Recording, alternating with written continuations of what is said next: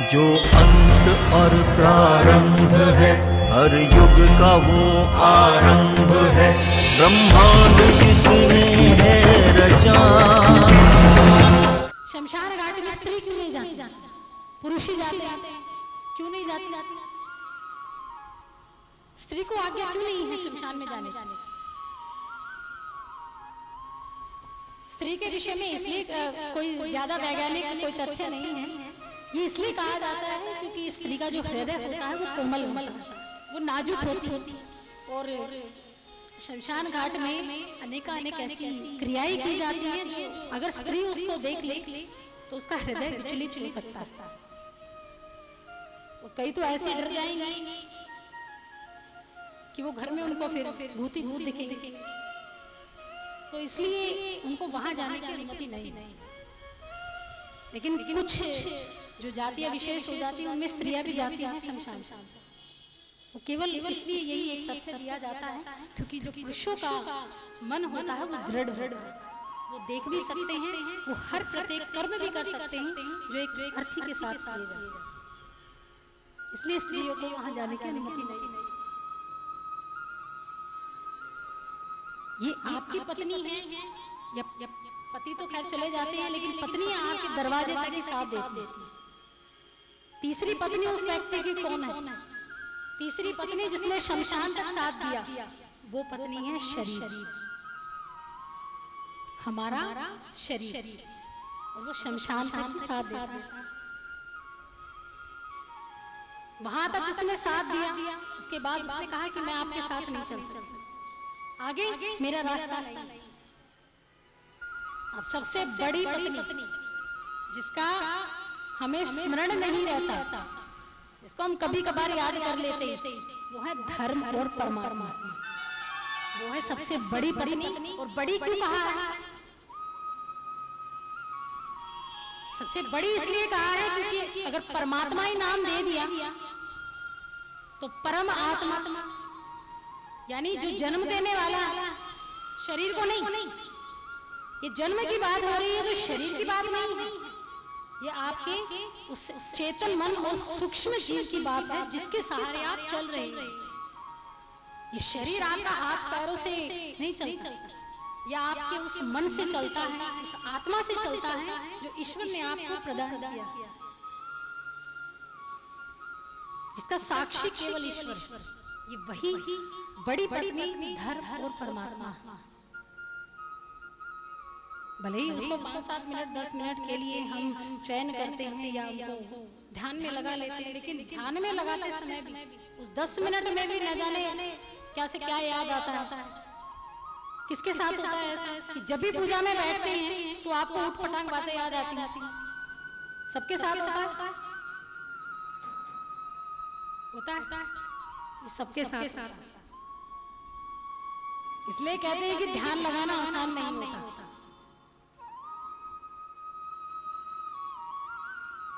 और हर रोज जो ध्यान लगाता है, हर रोज जो नियम से जो कार्य करता है, वही केवल उस पथ की ओर अग्रसर होता है। और ध्यान के लिए आपको किसी संत के चरण पकड़ने होंगे। ध्यान ऐसे ही आप नहीं लगा पाएंगे।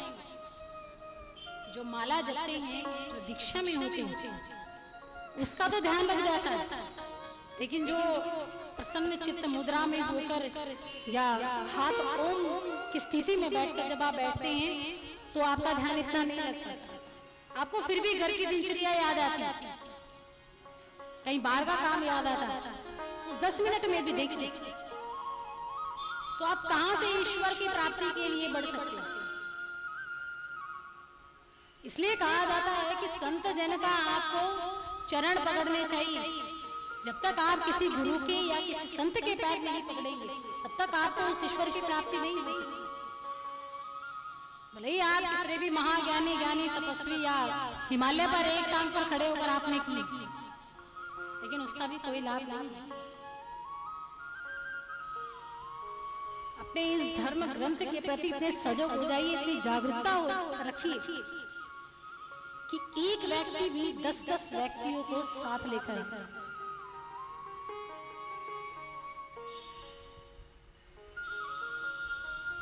श्रवण करना भी मैं मानती हूँ आसान नहीं है, भले ही सुनने की क्षमता भगवान ने आपको इतनी अच्छी दे दी, लेकिन श्रवण करने का आतुर भी वही होता है जो पानी का प्यासा होता है।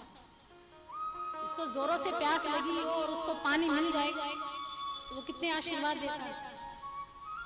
लेकिन जो कथा का पिपासु होता है वो उसी प्रकार उस विरह वेदना में जलता हुआ होना चाहिए कि जहां कथा हो रही है वहां इस प्रकार जाए जैसे एक प्यासा एक कुएं के पास जाता है। लेकिन ये कथा रूपी कुआं ऐसा है कि जो स्वयं प्यासे के पास जाता है। तो इससे अच्छा सौभाग्य और क्या होगा कुछ कि स्वयं कुआं चलकर एक प्यासे के पास, तो उस कुएं से पानी भरिए और उसको ग्रहण कीजिए। जब भी आप कोई वस्तु खाते हैं पीते हैं तो वो सबसे पहले आपके हृदय में जाता है, पेट में जाता है मानती हूँ। आप कहेंगे पेट में जाता है, पेट में जाता है लेकिन पदार्थ की फॉर्म में। लेकिन जब वो लिक्विड बन जाता है, जो विटामिन खनिज लवण उसमें समाहित हो जाते हैं, तो वो हृदय तक जाता है। हृदय का काम होता है पंपिंग करना। जब वो पंपिंग करता है तो आपके सिर से लेके तलवे तक हर नस में वो खनिज और विटामिन प्रोटीन पहुंच जाते हैं। किसका काम? हृदय का काम, दिल का काम। तो इस कथा को भी ऐसे पी जाइए, उस हृदय तक जब पहुंच जाए, पाप कर्म शुभ कर्म तन ही करता, तन मन और धन, ये तीन ही चीजें हमारे पास ऐसी हैं जिससे आप अच्छे कर्म भी कर सकते हैं और बुरे कर्म भी कर सकते हैं। ये आप पर निर्भर होता है कि आप करना क्या चाहते हैं। किसी को अगर नरक में जाने का डर है तो वो अच्छे कर्म करेगा। अभी गरुड़ पुराण की भी मैं थोड़ी थोड़ी आपको बातें बताऊंगा। श्रीमद् भागवत 18 महापुराणों का सार है। कितने महापुराणों का? 18 महापुराणों का। 5वां महापुराण है भागवत। लेकिन जब भागवत जी की रचना की गई थी तो वेद व्यास जी को बड़ा असंतोष उत्पन्न हुआ। उनको अच्छा नहीं लगा, उनको महसूस हुआ कि कुछ गलत हुआ है, अभी कुछ अधूरा है। भागवत लिखने के बाद उससे पहले वो 4 अन्य जो 17 महापुराण थे वो लिख चुके थे, भागवत भी लिख चुके थे। जैसे ही 17 महापुराणों की रचना हुई फिर भी उदास होकर बैठ गए, कुछ अधूरा है। मन में वो परम शांति नहीं है कि हाँ मैंने पुराणों को लिख दिया कि जीव अपना कल्याण कर सकेगा। तब नारद जी का आगमन हुआ। नारद जी ने व्यास जी से उनकी अशांति का कारण पूछा, विचलित मन का कारण पूछा। तो वेद व्यास जी ने कहा कि मैंने 17 महापुराणों की रचना तो कर दी, लेकिन उसमें केवल ज्ञान ही ज्ञान है। लेकिन मुझे ये आभास हो रहा है कि इस कलयुग में आने के बाद क्या मनुष्य ज्ञान को सुनना पसंद करेगा? क्या वो ज्ञान को अपने अंदर उस शास्त्रों में जो बातें लिखी गई हैं क्या वो उसको जीवन में उतारेगा? नारद जी ने कहा कि व्यास जी आपने क्या लिखा? उन्होंने कहा कि मैंने कृष्ण की सज्जा सजावट लिखी, मैंने नारायण के विषय में लिखा, मैंने आचार विचार के विषय में लिखा, मैंने कर्म के विषय में लिखा। तो नारद जी ने कहा कि आप श्रीमद् भागवत को दोबारा लिखिए। क्यों श्रीमद् भागवत को? क्योंकि उसमें साक्षात नारायण विराजमान है।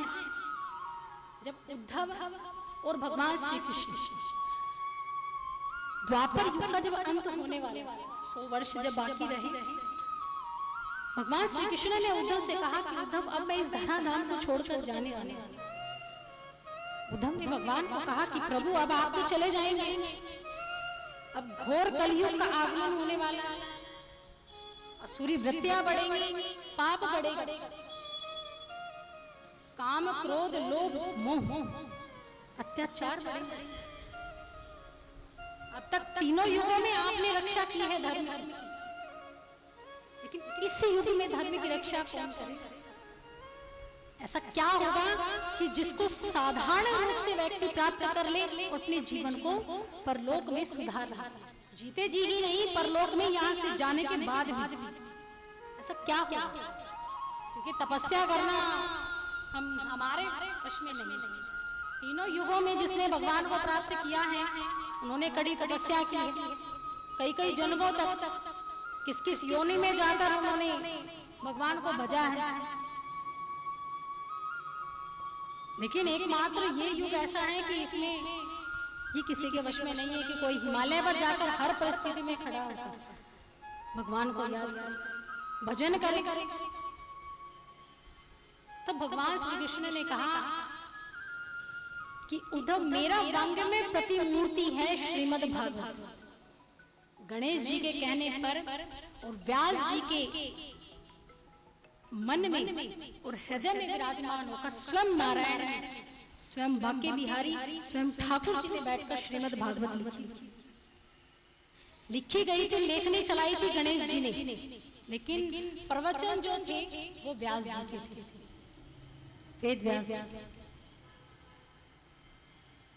और श्रीमद् भागवत को आप साधारण ये मत समझिए कि पोथी है या कोई पुस्तक है या कोई संकलन है, तो ये समझने की गलती आप अपने जीवन में मत कर दीजिए। हमेशा उनको जब भी आप इनके सामने बैठे तो ये सोचिए कि साक्षात नारायण मेरे सामने, ब्रह्मा विष्णु महेश, पूरी प्रकृति के ऊपर ये तीनों ही देवता हैं, लेकिन इससे भी एक ऊपर एक देवता है। मेरे मुख से आप 7 दिनों में सबसे ज्यादा सुनेंगे नारायण। आप विष्णु कम सुनेंगे, नारायण मेरे मुख से आप ज्यादा सुनेंगे। श्रीमद् भागवत को कहा जाता है कि श्री हरि विष्णु के 24 अवतारों की कथा है, लेकिन ये नारायण के अवतारों की कथा है। तीनों देवताओं से ऊपर भी एक देवता है नारायण। आपने कभी ध्यान दिया हो, शेषनाग की सैया पर भगवान विष्णु हमेशा ध्यान मग्न रहते हैं। कभी आपने दर्शन किए हों, शेषनाग पर जब विश्राम करते हैं विष्णु भगवान, तो वो ध्यान मग्न रहते हैं। अब वो स्वयं से भगवान है तो वो किसका नाम ले रहे हैं? उनको क्या आवश्यकता है किसी और का नाम लेने की, भजन करने की, स्मरण करने की? महादेव जी भी अपनी समाधि में बैठकर भगवान का नाम लेते हैं। मां ब्रह्मा भी 10-15 मिनट निकाल लेते हैं सृष्टि की रचना से परे होकर। ये प्रश्न उठता है कि ये तीनों स्वयं से जब देवता हैं, इन तीनों से ये सृष्टि चली है, तो ये किसका ध्यान करते हैं? ये करते हैं नारायण का ध्यान। इनसे ऊपर भी एक देवता है जिसका नाम है आदि नारायण। तो कई बार ये होता है ना कि जो प्रतिष्ठित व्यक्ति होता है, कोई प्रधानमंत्री वगैरह हो, तो वो हमेशा पीछे रहता है। सबसे आगे कौन रहता है? पीए। उनका पीए रहता है कि उन्हीं से बात करनी पड़ती है कि हमारे ऊपर हमें मुख्यमंत्री जी से बात करवा दीजिए, अपॉइंटमेंट फिक्स कर दीजिए। तो पीए से बात करनी पड़ती है, वो ऊपर बात करते हैं, फिर नीचे अनुमति मिलती है, फिर हमारे तक पहुंचती है। ऐसे ही भगवान के संदर्भ में। लेकिन नारायण कभी दिखते नहीं, वो एक शक्ति पुंज है, वो केवल एक प्रकाश है, वो व्यक्ति स्वरूप नहीं।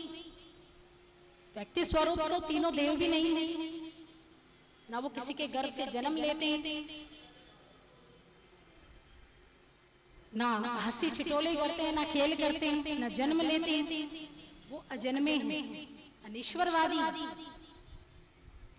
वो जन्म क्यों लेते हैं, अवतार क्यों लेते हैं? वो इसलिए लेते हैं ताकि हम लोगों को सीख दी जाए, इस जीवन को जीने का नजरिया दिया जाए, इसलिए अवतार लेते हैं। या जब जब धर्म की हानि होती है तब भगवान प्रकट होते हैं। अब आदि नारायण ने विष्णु को ही क्यों चुना? आप सुनते हैं कि विष्णु के 24 अवतार हैं श्रीमद् भागवत में,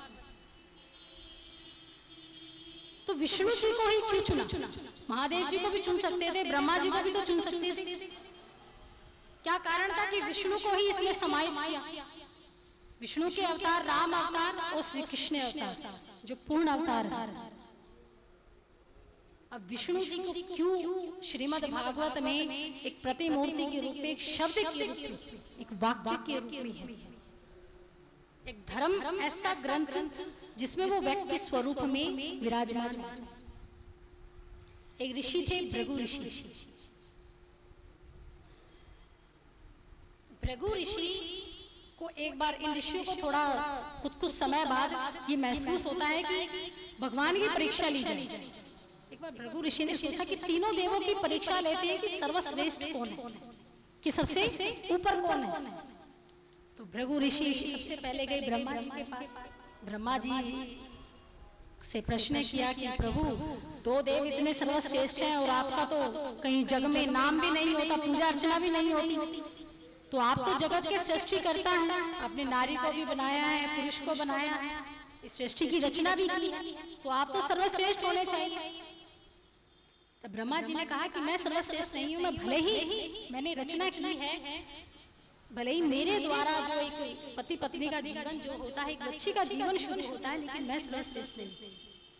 भृगु ऋषि ने क्या किया था, परीक्षा लेने के लिए ब्रह्मा जी को लात मारी। ब्रह्मा जी को लात मारी। वो देखिए, क्रोध और गुस्सा ये सबको आता है। अब ब्रह्मा जी को जो क्रोध आया, गुस्सा आया, तो उन्होंने वही भृगु जी को पकड़कर और पीटना शुरू कर दिया। अब भृगु जी वहां से कुछ बचाकर अपना लंगोटी भागे वहां से, तो अब गए महादेव जी के पास, क्योंकि उनके पास क्रोध इतना था। ब्रह्मा जी के पास क्या था, क्रोध। भले ही वो परमात्मा थे, लेकिन उनमें भी कहीं ना कहीं किसी ना किसी कोने में क्रोध था। अब गए महादेव जी के पास। महादेव जी के पास 3 नेत्र हैं। अब डरते डरते भृगु ऋषि गए कि ब्रह्मा जी से तो बच गए। अब गए महादेव जी के पास। महादेव जी के साथ में उन्होंने ऐसा ही व्यवहार किया, जैसे ही आए अब वो ध्यान मग्न थे और लात मार। महादेव जी ने कहा कि तुम्हें नहीं पता कि मैं कौन हूं? अगर मेरी ये तीसरा नेत्र खुल गया तो तुम्हारी ये पूरी सृष्टि है जो ये समाप्त हो जाएगी। अब वहां से भी भृगु ऋषि डरते फिरते विष्णु जी के पास गए। विष्णु जी भी ध्यान मग्न थे, भगवान का नाम ले रहे थे। अब जैसे ही भृगु ऋषि ने भगवान विष्णु को छाती में लात मारी, भगवान विष्णु उठे, वो भृगु ऋषि के चरणों में गिर गए। भृगु ऋषि को कहा कि महात्मा जी, प्रभु क्या आपको लगी तो नहीं? वो क्या है ना, मैं वैजंती की माला पहनता हूं, वो बड़ी सख्त है, कहीं आपके चरणों में लगी तो नहीं, कहीं दर्द तो नहीं हो रहा? महात्मा मुझे माफ कर दीजिए, मुझे क्षमा कर दीजिए कि आपके जो चरण हैं वो मेरे हृदय को स्पर्श किया और आपके पैरों को कष्ट हो रहा। जैसे पैरों को पकड़ा भगवान विष्णु ने, भृगु ऋषि को पैरों को सहलाने लगे। क्या किया? संत जन के पैरों को सहलाने लगे कि प्रभु वैजंती माला लगी तो नहीं? ये होती है वैजंती माला, ये बड़ी सख्त होती है। अगर कभी उंगली में टच हो जाए तो थोड़ा दर्द का एहसास होता है, ये सख्त होती है। रुद्राक्ष और वैजंती माला, ये अंतर था तीनों देवों में। उस दिन भृगु ऋषि को पता लगा कि सर्वश्रेष्ठ कौन है, विष्णु। आदि नारायण ने तीनों देवों को काम सौंपा है, तीनों को काम सौंपा है कि अगर सृष्टि को, इस संसार को चलाना है तो आपको तीनों को जो बांटा गया है आप उसको आगे बढ़ाते चलिए। ब्रह्मा का काम है बनाना, हमें बनाना, प्रकृति को बनाना, पर्वत पठार को बनाना। विष्णु जी का कार्य है पालन करना और महादेव जी का कार्य है संहार करना, यानी मृत्यु का कार्य। लेकिन ईश्वर को सच्चिदानंद स्वरूप कहा जाता है। सच्चिदानंद का अर्थ होता है सत्य भी और चित्त भी और आनंद भी, जिसमें तीनों समाहित हो वही ईश्वर। तो यही सच्चिदानंद स्वरूप जिसको कहा है वो भगवान विष्णु को कहा जाता है। जो श्रीमद् भागवत 17 महापुराणों का सार, जब 18वां महापुराण श्री वेदव्यास जी ने लिखा, और उसमें ज्ञान के साथ साथ भगवान के श्रृंगार का भी वर्णन किया। और हमारे हिंदू धर्म में तो विशेष रूप से युगल जोड़े की पूजा होती है। जब भी आप कोई हवन वगैरह किया जाता है, कोई पूजा पाठ की जाती है, तो आपको पता है वो पति के बगैर संभव नहीं। उसी प्रकार वृंदावन में जब आप जाते हैं, जब आपको कृष्ण की प्राप्ति करनी होती है, विष्णु की प्राप्ति करनी होती है, तो लक्ष्मी अवतार में आपको श्री राधा और रुक्मणी जी को स्मरण करना होगा। बगैर राधे राधे के आपको कृष्ण की प्राप्ति नहीं हो सकती। आप कितना ही भले ही कृष्ण कृष्ण रटिए, आपको मिले ना मिले कोई गारंटी नहीं है, लेकिन जब राधे राधे रटेंगे तो कृष्ण मिल जाएंगे, ये पक्का है, बिल्कुल पक्का। आप कभी वृंदावन में गए हो, कभी वहां पर जाकर आपने देखा हो, अगर कोई रास्ता भी मांगता है तो एक ही बात कहते, राधे राधे राधे राधे। कभी किसी को कुछ खाने की चाहिए, राधे राधे। कभी ये नहीं कहते कि जरा हट जाइए या मुझे ये दे दीजिए, नहीं, ये बोलते राधे राधे। प्रसाद भी जब मांगते हैं तो राधे राधे। ये अंतर है, क्योंकि उनको पता है राधे नाम की महिमा क्या है। कृष्ण को प्राप्त करने की इतनी चेष्टा मत कीजिए, उनके पीछे मत दौड़िए, आप राधा जी के पीछे दौड़िए, तो संभवतः है कि कृष्ण आपके पीछे जरूर आएगा। तो आइए हम उस आज प्रथम दिवस है और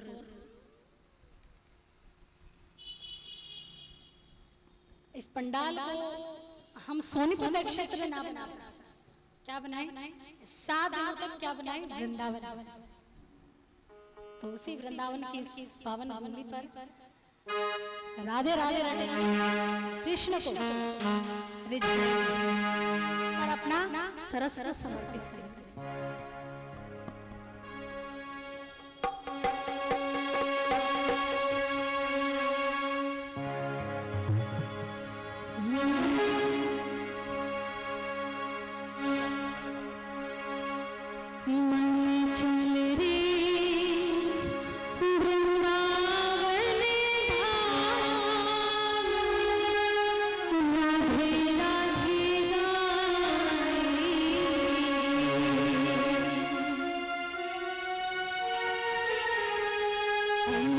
चल